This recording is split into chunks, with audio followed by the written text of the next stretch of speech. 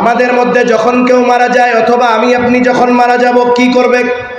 প্রথমেই গায়ের পোশাকগুলো খুলে নিবে, এরপরে গোসলের ব্যবস্থা করবে। গোসল দেওয়ার পরে কাফন পরায়া দিবে। এইবার সুন্দর মতো খাটিয়ার উপরে লাশটাকে কাফন দ্বারা ভালো মতো মোড়ানো হবে। এরপরে জানাজার ময়দানে নিয়ে যাবে। জানাজা শেষ, এইবার খাটিয়াটা ধরে কবরস্থানে যেখানে কবর দেওয়া হবে কবরের পাশে নিয়ে যাওয়া হবে।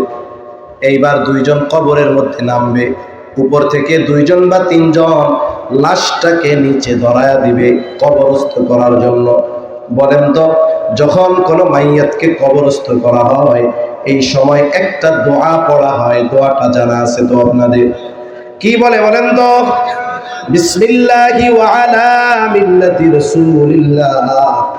এই দোয়াটা আমরা মানুষের ব্যাপারে পড়ি, একদিন আমার আপনার ব্যাপারেও পড়বে। দোয়াটার সারমর্ম কি? বুজুর্গানে দ্বীনের ভাষায় বলি, ওনারা যেইভাবে বলতেছেন।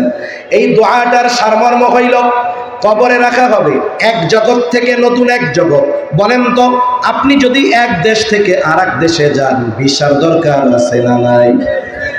ভিসা যদি জালিয়াতি করা হয় কি হবে? প্রথমে ওই দেশের জেলখানায় আটকাবে, এরপরে ব্ল্যাক লিস্টে বা রেড লিস্টে ফালাইয়া দিবে, জীবনে আর ওইখানে যাইতে পারবে, কারণ ওর ভিসাটা মিথ্যা। এই জগৎ থেকে নতুন আর এক জগতে আমাকে পাঠানো হবে, যেই জগতের নাম হলো আলমে বরজখ। এই দোয়াটা, এই কথাটা হলো ওই জগতের ভিসা। এই দোয়ার মধ্যে কি বলা হয়?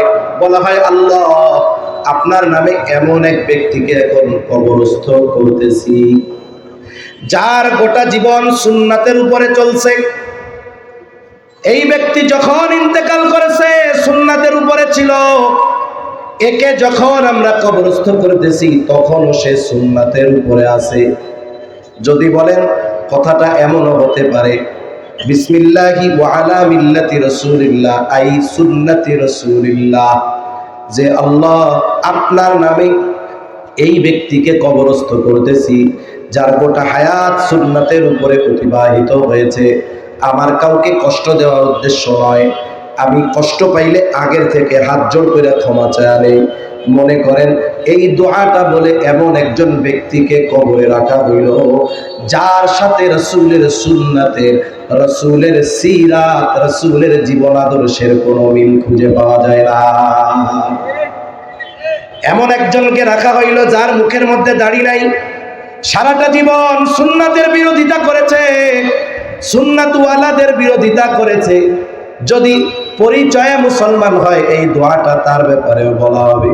এখন বলেন, আল্লাহ না করুন এই দোয়াটা যার ব্যাপারে বলা হলো তার মধ্যে সুন্নাতের বালাই নাই, সুন্নাতের বিরোধিতা করেছে, সুন্নাতকে ভালোবাসে নাই, নিজেও অনুসরণ করে নাই।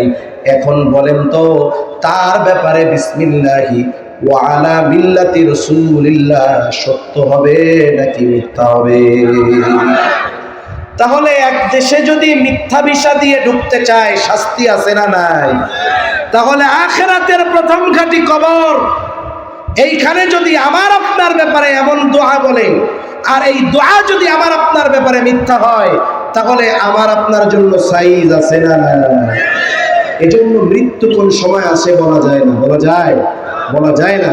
জীবনটাকে রাসূলের আদর্শে, রাসূলের সিরাতে তথা সুন্নাতের আলোকে এমন ভাবে সাজাবো যেখানেই মৃত্যু হোক না কেন, আমাকে যখন কবরে রাখা হবে, আমার ব্যাপারে যখন বলা হবে বিসমিল্লাহি ওয়া আলা মিল্লাতি রাসূলিল্লাহ, এই দোয়াটা বললে আমার ব্যাপারে দোয়াটা যদি সত্য হয় তাহলে আমি কামিয়াব। ঠিক কিনা বলেন? আল্লাহ তাআলা আমাদের সকলকে রাসূলের সুন্নাতের আলোকে, রাসূলের মুহাব্বতকে অনুধাবন করে রাসূলের সিরাতের আলোকে এ জীবন আল্লাহ সাজানোর তৌফিক দান করেন। সকলে বলি আমিন। ওয়া আখিরু দাওয়ানা আলহামদুলিল্লাহি রাব্বিল আলামিন। আসসালামু আলাইকুম ওয়া রাহমাতুল্লাহি ওয়া বারাকাতুহু। আলহামদুলিল্লাহ।